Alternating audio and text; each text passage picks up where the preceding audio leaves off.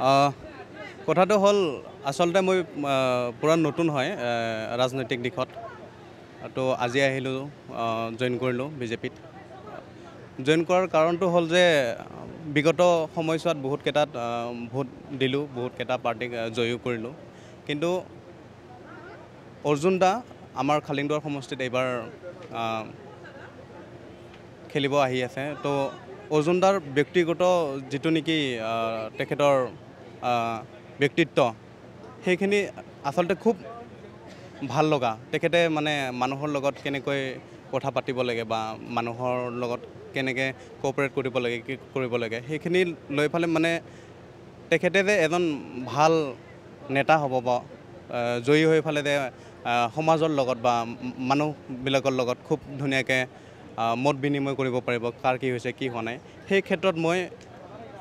একদম 100+ বিশ্বাসযোগ্য যে তেখেতে জনতাৰ লগত ভালভাৱে কামখিনি কৰিব পাৰিব সেই উদ্দেশ্যে মই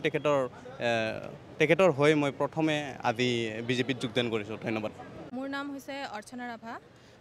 বিজেপিত জইন কৰাৰ কাৰণটোৱে হ'ল তেখেতসকলে বহুতখিনি কাম কৰিছে সমাজৰ হৈ যাতে আমিও তেনেকৈ কৰি আগুৱাই যাব পাৰোঁ তো সেইখিনি আৰু নিশ্চয় হ'ব তেওঁ যেনেদৰে বিচাৰে তেনেদৰে আমি সহায় কৰিম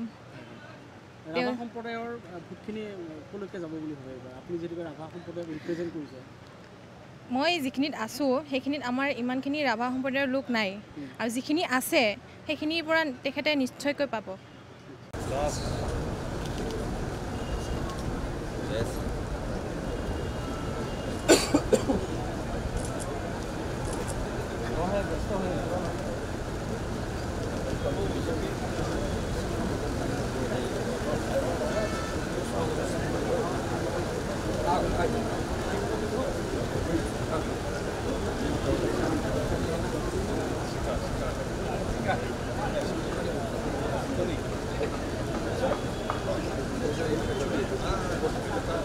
Kudit kulita lobok akoti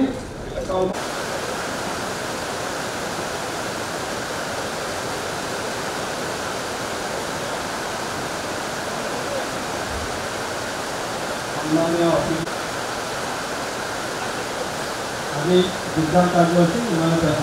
সমষ্টিৰ ইলেকশ্যন ইনচাৰ্জ